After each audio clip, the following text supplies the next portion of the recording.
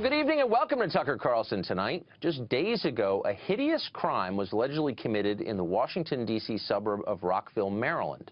A 14-year-old girl, a ninth grader at Rockville High School, reportedly was dragged into a bathroom and violently raped.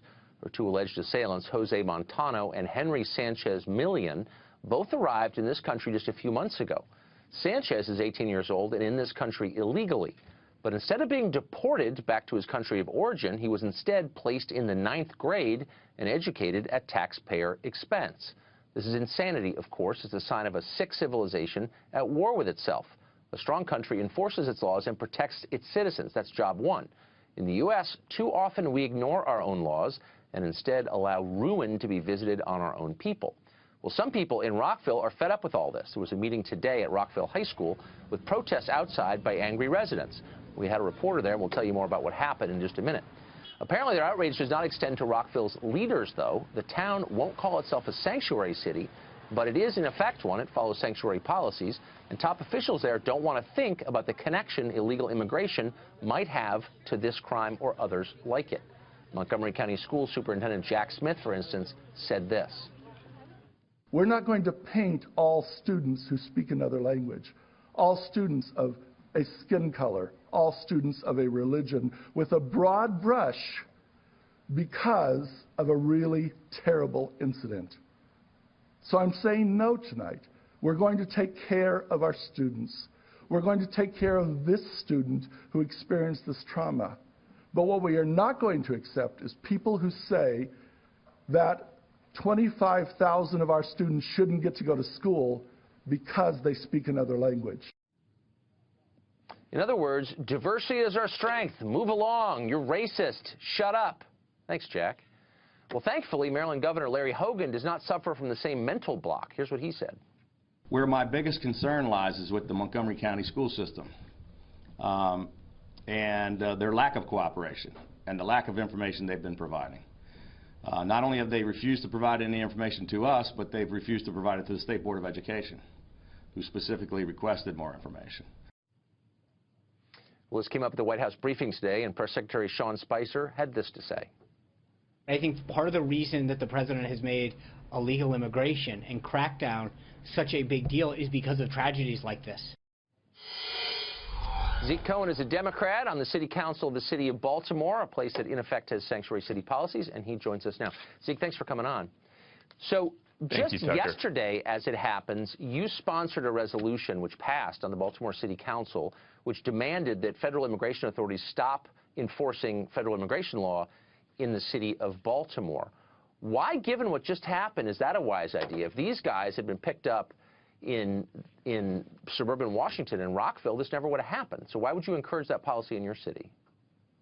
So, Tucker, I am incredibly proud to serve the citizens of Baltimore. Baltimore is a welcoming city, and the reason I introduced this resolution was not to tell ICE not to operate, but to only target violent criminals, such as the young people who allegedly perpetrated this crime. There is no place in our country for this sort of sexual violence. I condemn it full-heartedly, but the vast majority of immigrants in our community are peaceful, they pay taxes, and they contribute. Okay, but we only knew that they were violent criminals after they had raped a ninth grader. The fact is that at least one of them, possibly both, but at least one was in violation of the law already, and because a lot of your state refuses to enforce federal immigration law, he was able to commit that rape. Wouldn't it have been better to get him out of that school and out of this country before he raped this girl?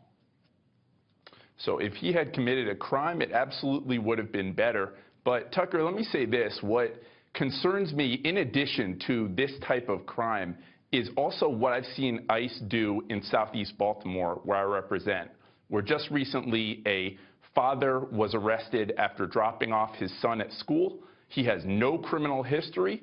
His only history is violating his status and returning to this country. He escaped violence in Honduras, just the same way that my great-grandmother escaped violence and persecution in Austria, and we welcome him here.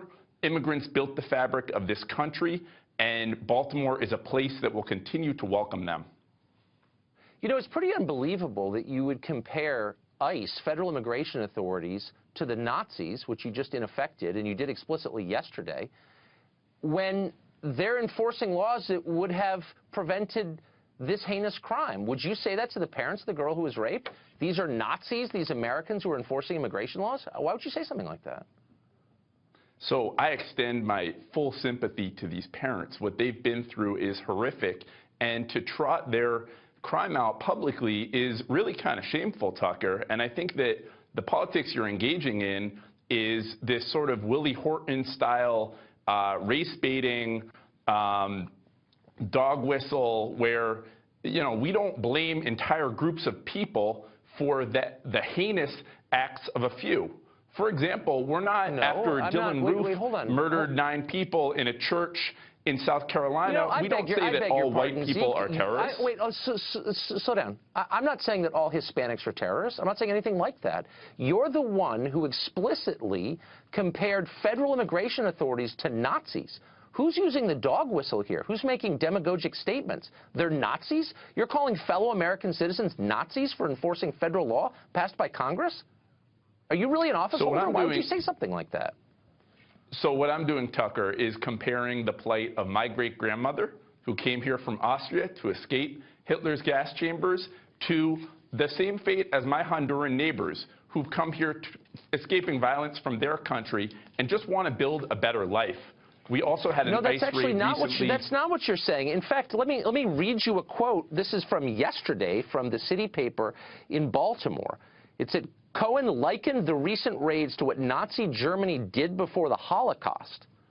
So you're, again, for the 5th time, you're accusing Americans, your fellow American citizens who are law enforcement officials, of behaving like Nazis. Don't you think that's a little over the top, speaking, again, of dog whistles? Tucker, again, what I'm saying is that when the Statue of Liberty proclaims, give me your tired, your poor, your huddled masses yearning to be free, that she is calling both to my great-grandmother as well as to my Honduran neighbors. I'm not comparing ICE to Nazis. What I'm doing is to say these are people who've been persecuted back in their home country, and if they want to come here and build a better life in Baltimore, we welcome them. Okay.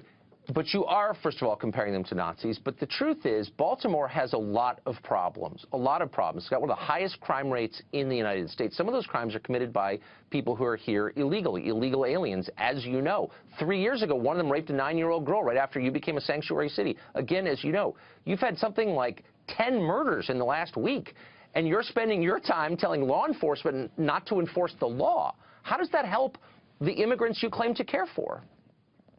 So, Tucker, here's the real story about Baltimore, is that we are a city rebuilding, and the resilience in my city is incredible. And just because people like you go on TV and bash us doesn't mean that Baltimore has to take it. I'm proud to represent my district. I'm not bashing you. I'm reciting your crime statistics. Do you know what they are? Really? Do you have any sense of what the murder rate is? What's the murder rate in your city? Do you know? So last year we had over 300 homicides. Each one is tragic. I completely agree with you. I was a teacher in West Baltimore before I became a city council person, and I will say that our school system is struggling, our law enforcement is struggling, but it is not the fault of immigrants. And in fact, Tucker, what we've faced for a very long time is depopulation. And the immigrant community, particularly the Central American community, which you continuously bash on your show, has actually come here and rebuilt. I'm not continuously bashing the Central American community. By the way, that's completely false. My only concern is for the people who are already here. Does it make a school better when people move in who don't speak English? Is it good for the kids who are already in the school, do you think? Does it improve the education? Is it fair to the taxpayers? Have you thought about that?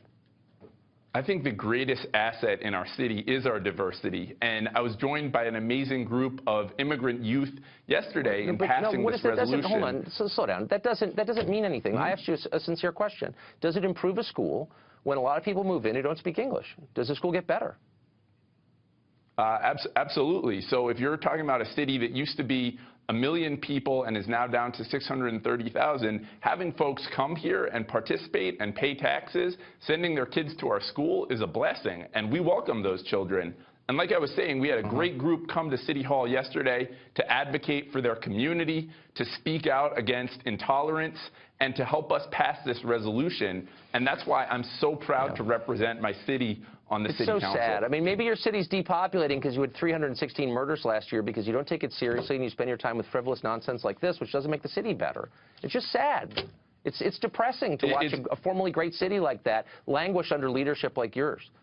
I'm sorry. Tucker, Zeke. it's only Thanks for frivolous joining us. when it's not your family. This is Thank absurd. you. This is, you know what? It's sad, and you're not providing a serious answer, unfortunately.